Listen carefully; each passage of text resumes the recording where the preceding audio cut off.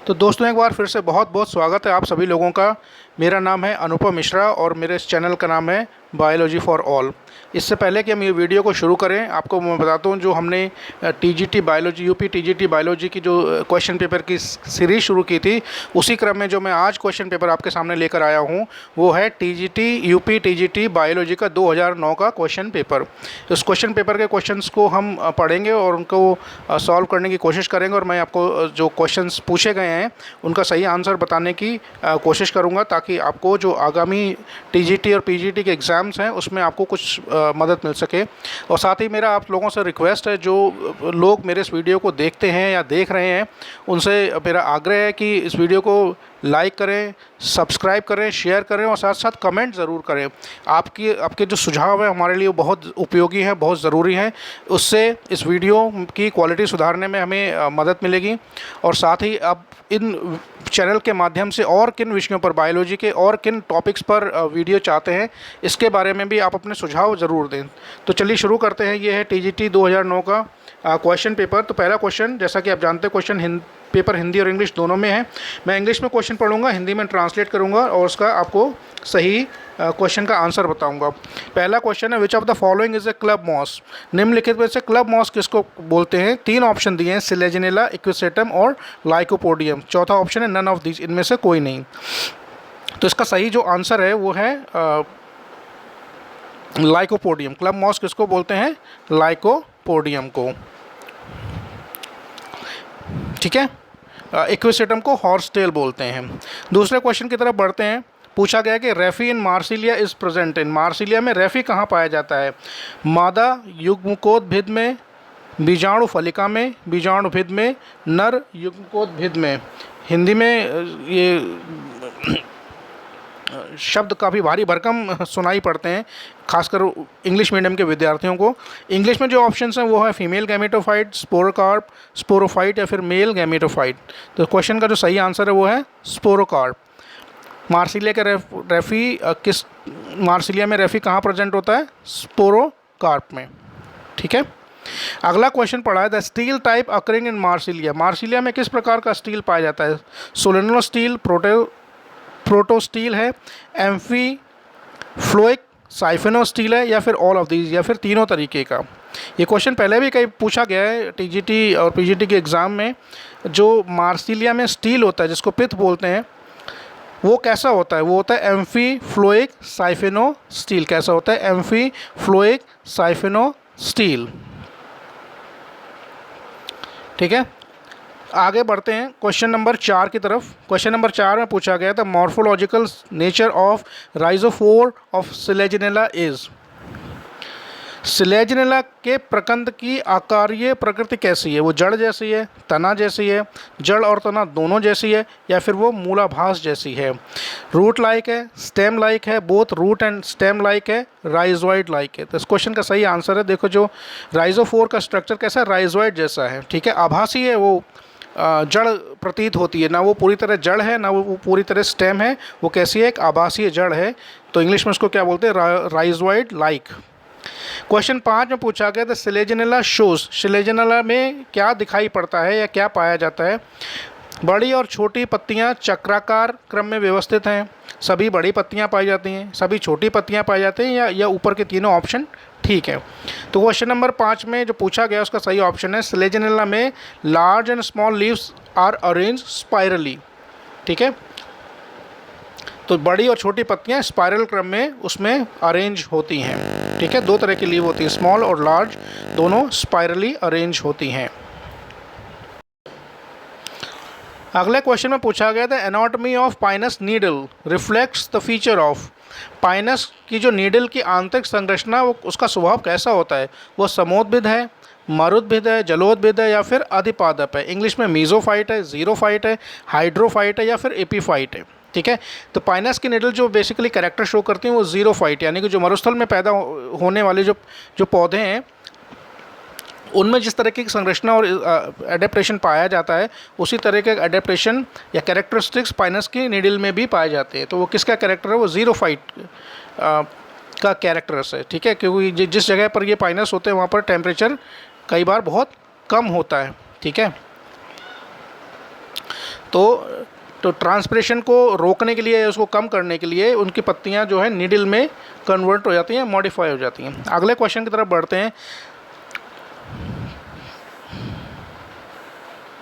Girdling leaf traces are characteristic feature of the stem of. Hindi में पर्ण मेखला अनुपद कहाँ पाए जाते हैं? साइकस के तने में, पाइनस के तने में, इफेड्रा के तने में, या फिर नीटम के तने में। इंग्लिश और हिंदी में नाम सेम है। क्वेश्चन नंबर 7 में जो पूछा गया उसका सही आंसर है cycas. Girdling tree leaf traces किसके स्टेम का कैरेक्टरिस्टिक फीचर है? तो वो है किसका? साइकस का। ठीक है।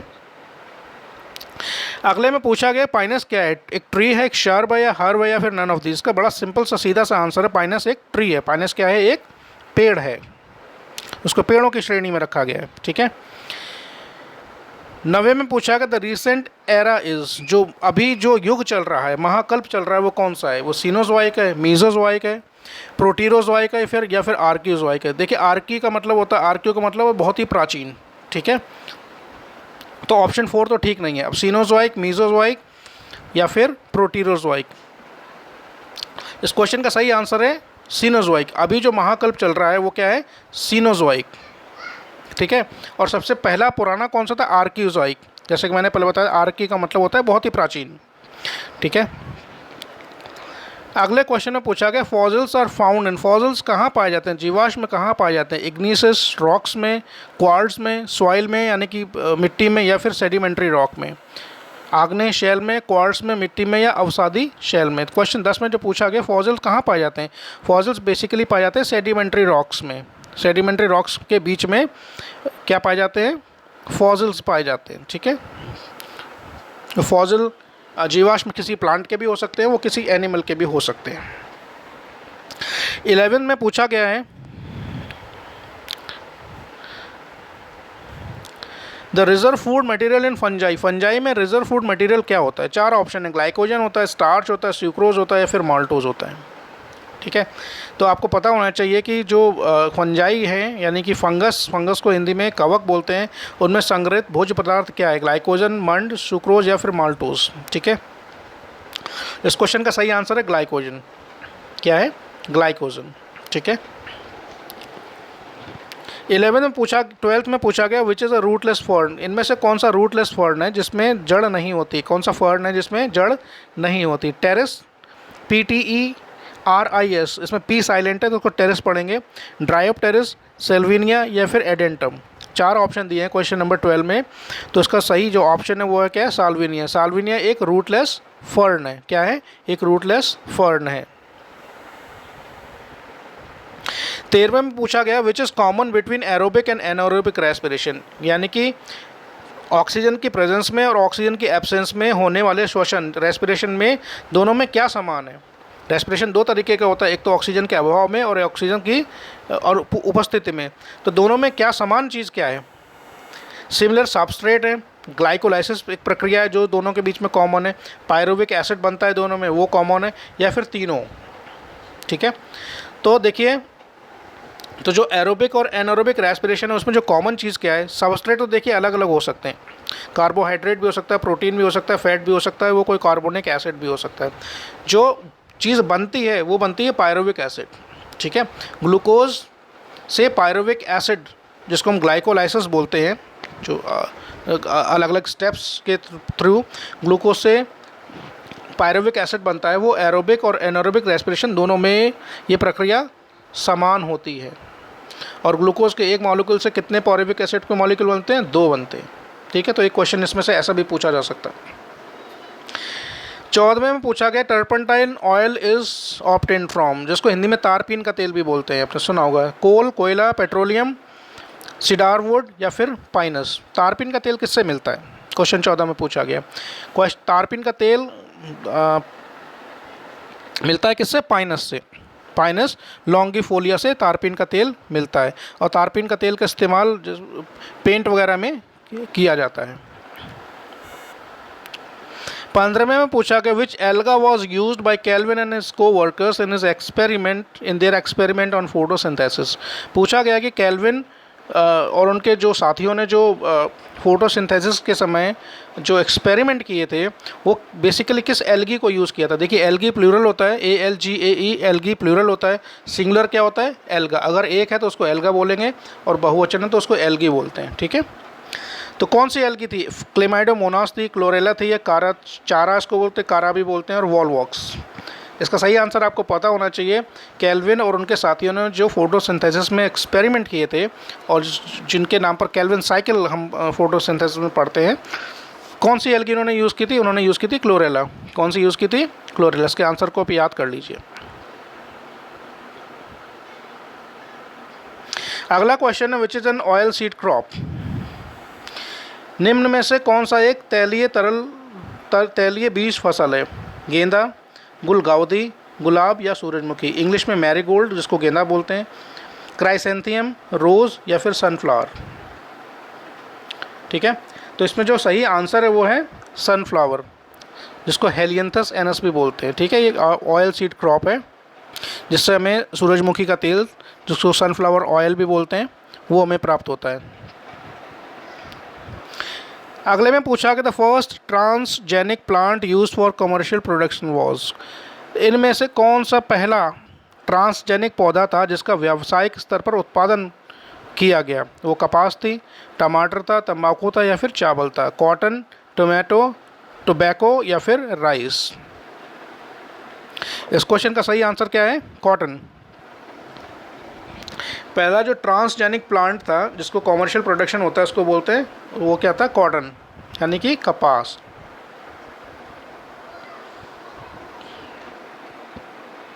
अगले क्वेश्चन की तरफ बढ़ते हैं। The rare hybrid plant can be saved by. जो दुर्लभ संकर पादप है उनको कैसे बचाया जा सकता है? कौन सी प्रक्रिया के द्वारा उनको बचाया जा सकता है? परागकण संवर्धन द्वारा, भ्रूण संवर्धन द्वारा, जैव विद्रव्य संवर्धन द्वारा, या फिर इनमें से कोई नहीं। यानी कि पॉलन कल्चर, उनको पॉलन को सेव किया जाए, एम्ब्रियो कल्चर, उनके एम्ब्रियो को रेयर किया जाए, या फिर प्रोटोप्लास्ट कल्चर, या फिर नन ऑफ दिस, इनमें से कोई नहीं। तो 18वें का जो सही आंसर है वो है पॉलन कल्चर। ठीक है,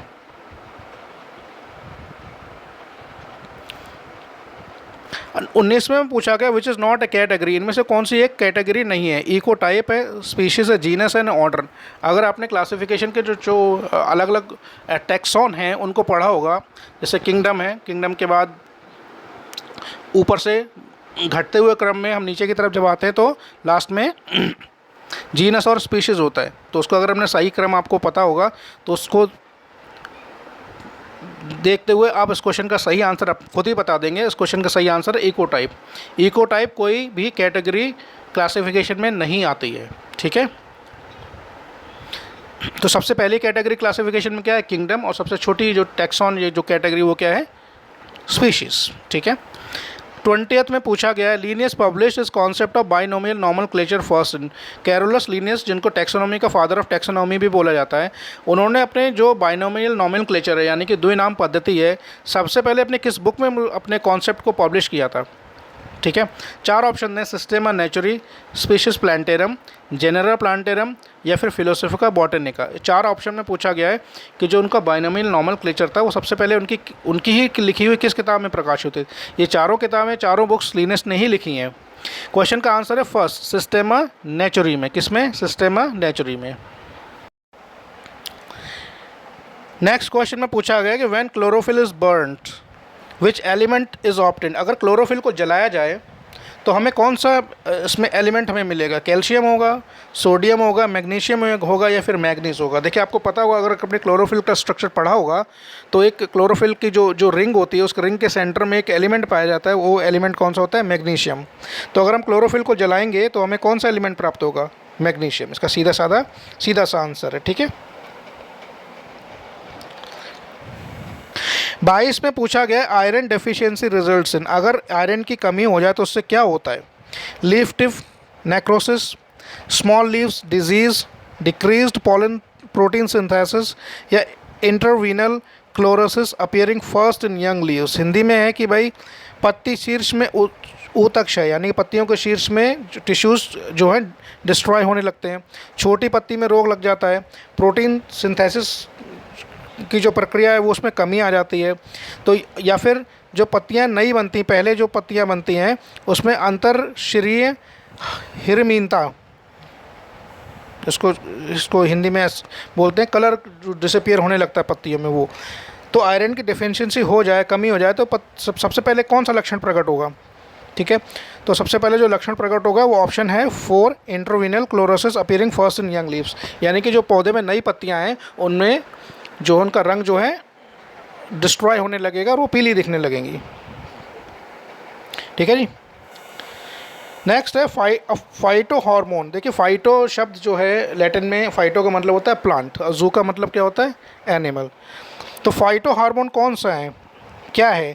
नेचुरली प्रोड्यूस होते, सिंथेटिक सब्सटेंस हैं, दोनों हैं, या फिर दोनों में से कोई नहीं। पूछा गया कि फाइटो हार्मोन क्या होते हैं।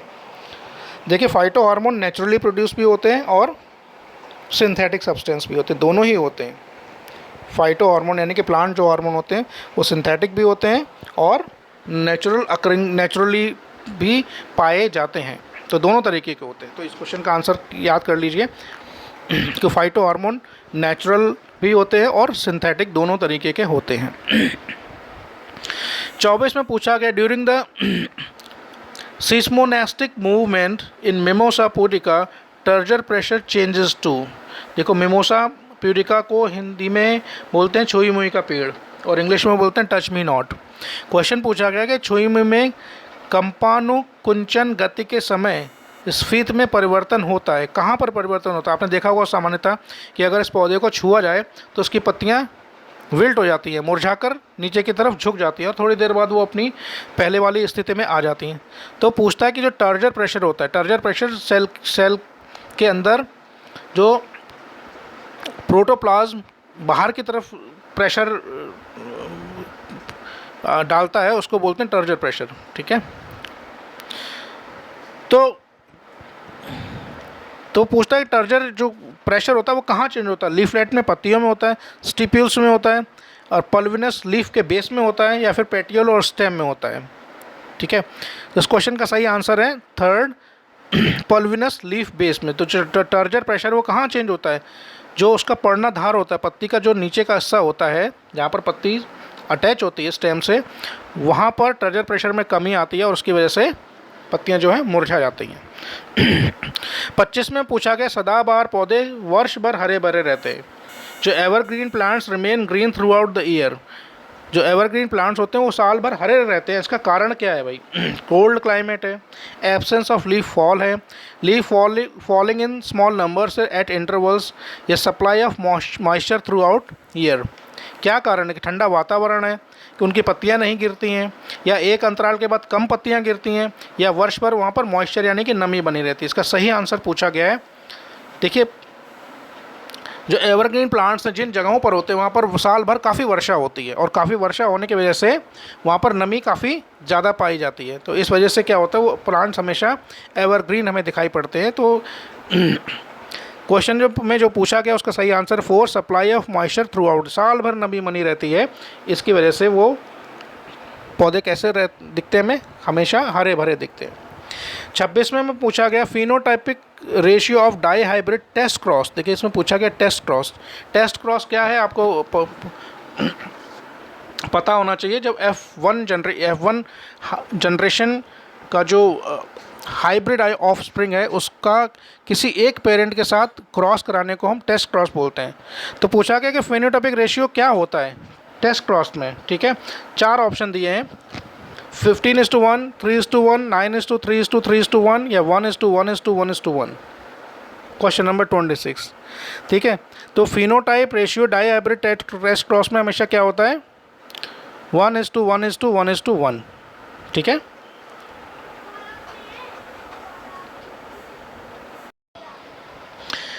अगला क्वेश्चन पूछा गया the damaged ozone layer is situated in. जो ओजोन लेयर जो है, जो हमें हानिकारक अल्ट्रावायलेट रेज से हमें पृथ्वी में को बचाती है, वो इसका एक बहुत बड़ा हिस्सा डैमेज हो चुका है। तो वो पूछा गया कि वो कहाँ पर स्थित है?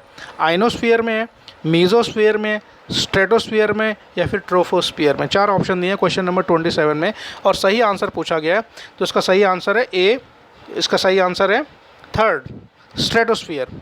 तो जो ओजोन की जो लेयर डैमेज हो चुकी है वो कहाँ पर सिचुएटेड है? स्ट्रेटोस्फीयर में। कहाँ पर? स्ट्रेटोस्फीयर में। 28 में पूछा गया which one of the following is ordinarily not an air pollutant. इनमें से कौन सा, जो 4 ऑप्शन दिए इनमें से कौन सा वायु प्रदूषण का कारण नहीं है? CO2 है, CO कार्बन मोनोऑक्साइड है, SO2 सल्फर डाइऑक्साइड है, या फिर हाइड्रोकार्बन है। तो इनमें से कौन सा वातावरण को प्रदूषित नहीं करते? कौन इन चारों में से? क्वेश्चन नंबर 28 आपको पता होना चाहिए। CO2 जो है एयर पॉल्यूटेंट नहीं है, ये CO2 गैस वातावरण को प्रदूषित नहीं करती है। ठीक है। नेक्स्ट है genes are made by. Genes किनके बने होते हैं? स्टोन प्रोटीन के, लिपोप्रोटीन के, हाइड्रोकार्बन्स के, या फिर वो पॉलीन्यूक्लियोटाइड है। Question number 29। ठीक है। जो क्वेश्चन पूछा गया उस हिसाब से जो उनको ऑप्शन दिए गए, पॉलीन्यूक्लियोटाइड, तो आपको पता होना चाहिए पॉलीन्यूक्लियोटाइड क्या होते हैं? DNA का स्ट्रैंड होता है। ठीक है। लिपोप्रोटीन लिपिड्स और प्रोटीन का कॉम्बिनेशन होता है। स्टोन प्रोटीन कहाँ पाई जाती है? स्टोन प्रोटीन DNA में पाई जाती है। ठीक है। तो जीन्स किसके बने होते हैं? इन 4 ऑप्शन के आधार पर इसका जो सही ऑप्शन निकल के आता है वो है स्टोन। ठीक है। बेसिकली देखा जाए तो जीन क्या होते हैं? Genes are the segment of DNA। Genes जो हैं DNA के सेगमेंट होते हैं। Next the term ecosystem was proposed by. Term ecosystem सबसे पहले किसने दिया था? ओडम ने, टेंसले ने, विटकर ने, RH विटकर जिनका नाम है पूरा, या फिर बोली ने। आपको पता होना चाहिए जो इकोसिस्टम का सबसे पहले शब्द किसने दिया था? टेंसले ने दिया था। किसने दिया था? टेंसले ने। 31 में पूछा गया the first juvenile larva of Ascaris is known as. Ascaris का जो पहला जुवेनाइल लार्वा है उसको क्या बोलते हैं? फिलीफॉर्म लार्वा है, रेबिडिफॉर्म लार्वा है, मिरासीडियम है, या फिर माइक्लोफाइलेरी है।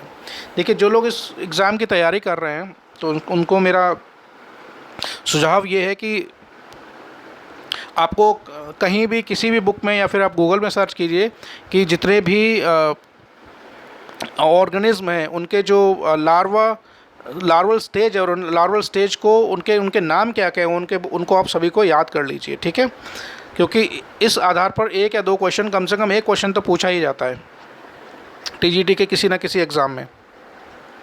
तो जो क्वेश्चन पूछा गया कि एस्केरिस के जो जुवेनाइल लार्वा होता है उसको क्या बोलते हैं? उसको बोलते हैं रेबिडिफॉर्म लार्वा होता है। कौन सा? Option second.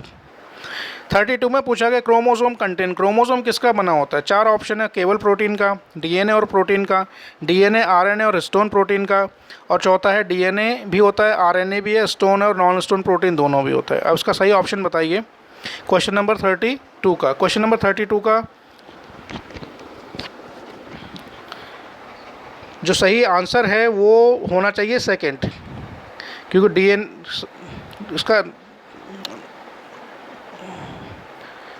इन 4 ऑप्शंस में से तो सही ऑप्शन लगता है 4th। अगर आपके इसके बारे में कोई अलग राय है तो मैसेज करके ज़रूर सूचित करें। इस क्वेश्चन का जो सही आंसर है जो एक्सपर्ट्स के द्वारा, मैं आपको इसका सोर्स भी बताऊंगा कि ये आंसर कहाँ से लिया गया है। ये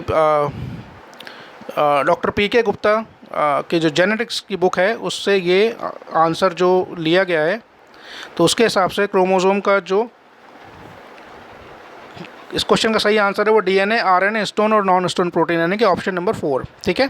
आगे बढ़ते हैं। Question number 33 which are phagocytes in liver. Liver में फैगोसाइट्स कौन सी सेल्स होती हैं? कुफर सेल्स हैं, एसिनर सेल्स हैं, डाइटर सेल्स हैं, या फिर हैंसन सेल्स हैं। यकृत में फैगोसाइटिक सेल यानी कि भक्षी कोशिकाएं कौन सी होती हैं? 4 ऑप्शन दिए हैं। तो इस क्वेश्चन का सही आंसर है कुफर सेल्स। ठीक है। कुफर सेल्स क्या होते हैं? They are phagocytic in nature और they are found in liver. ठीक है। तो इनका काम क्या होता है? जो भी जितने भी डेड RBC हैं, पार्टिकल्स हैं, या फिर हार्मफुल बैक्टीरिया हैं या टॉक्सिन्स हैं, इनको ये डिस्ट्रॉय करती हैं। ठीक है।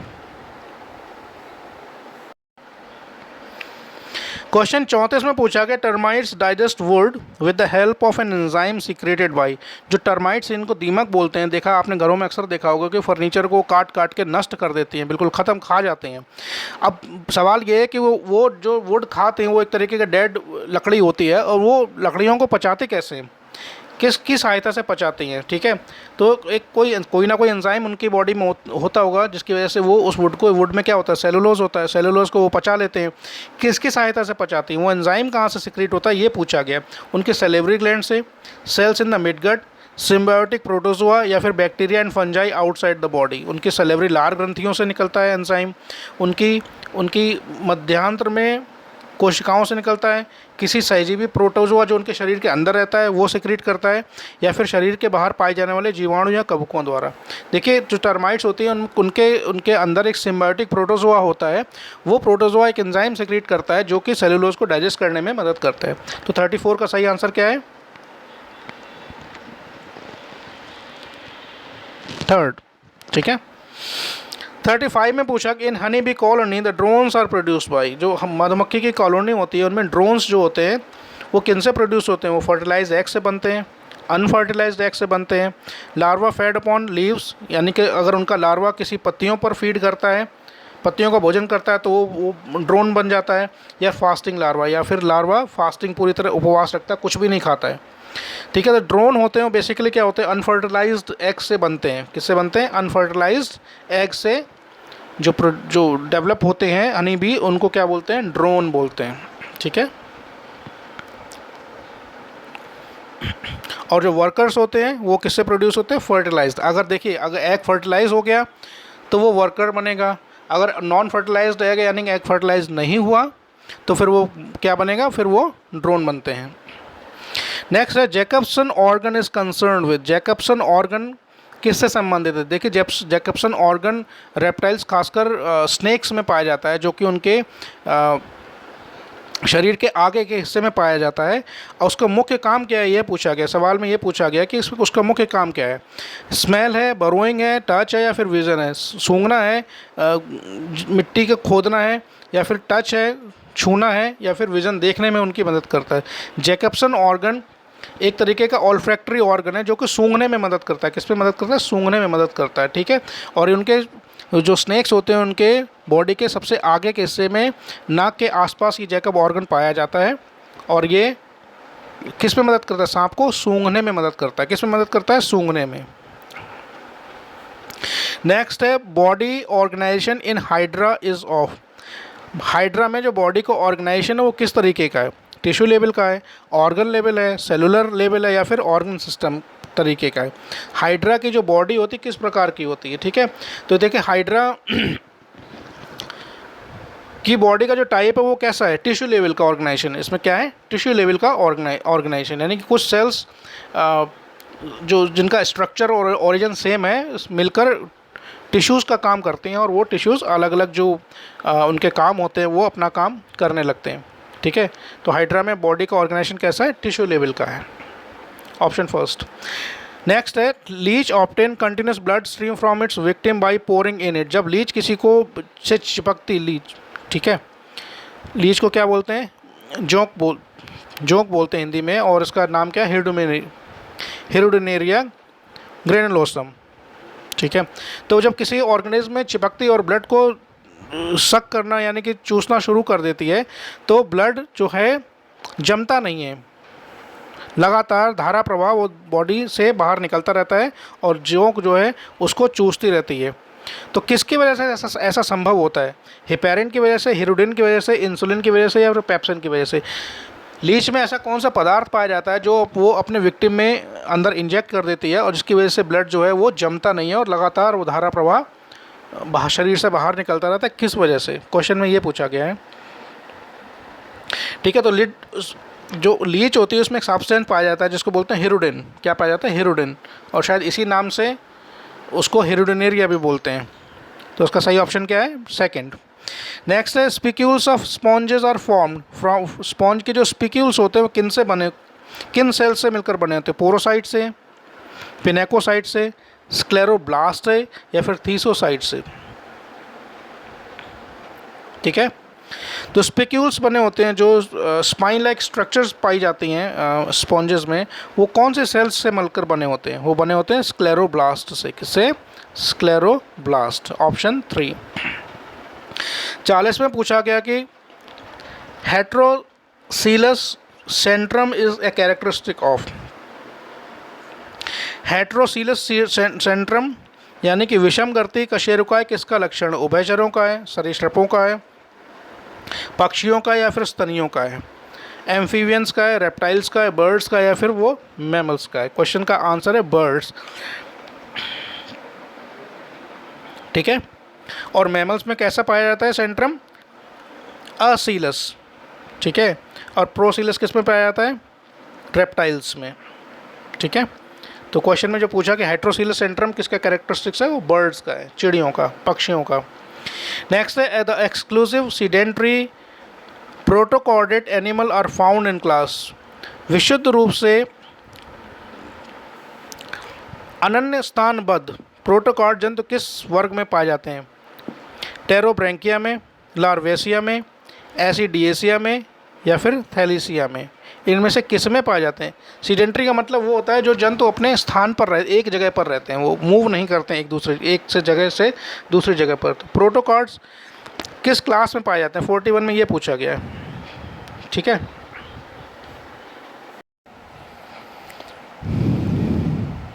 ये क्वेश्चन थोड़ा सा डाउटफुल है और थोड़ा सा ये डिस्प्यूटेड क्वेश्चन भी है। इस क्वेश्चन का सही आंसर मैंने भी ढूंढने की कोशिश की, लेकिन इसका सही आंसर कहीं मिला नहीं है। लेकिन अगर आपको इसके क्वेश्चन के आंसर के बारे में सही जानकारी है तो शेयर करके ज़रूर अपनी बात बताएं मुझे। फ़िलहाल आगे क्वेश्चन की तरफ बढ़ते हैं, 42 की तरफ। साइटोपाइज इज़ फाउंड इन। साइटोपाइज कहाँ पाया जाता है? पैरामीशियम में, एंटोमीमा में, अमीमा में या फिर ट्रिप्नोसोमा में? Question number 42। साइटोपाइज कहाँ पाया जाता है? पैरामीशियम में। आंसर सही क्या है इसका? पैरामीशियम। नेक्स्ट क्वेश्चन में बढ़ते हैं। Littoral form of animal is found in. बेलांचली जंतु कहाँ पाए जाते हैं? स्वच्छ जल में पाए जाते हैं, समुद्री जल में किनारों की तरफ पाए जाते हैं, बहुत गहरे समुद्र में पाए जाते हैं या फिर समुद्र की तली पर पाए जाते हैं। ठीक है। लिटोरल एनिमल्स कहाँ पाए जाते हैं? फ्रेश वाटर में। कहाँ पाए जाते हैं? फ्रेश वाटर में, ऑप्शन फर्स्ट। नेक्स्ट है bladder worm is the larva of. देखिए मैंने बोला था लार्वा के बारे में आप ज़रूर पढ़िएगा, उनके नाम याद कीजिएगा क्योंकि क्वेश्चन पूछे जाते हैं इसमें। ये इसी तरह का ये दूसरा क्वेश्चन है जो लार्वा के ऊपर है। तो पूछा ब्लैडर वॉर्म लार्वा किसका होता है? ओबिलिया का, सिल्क माउथ का, टीनिया यानी कि टीनिया सोलियम का या फिर नेरेसिस का? Question number 44।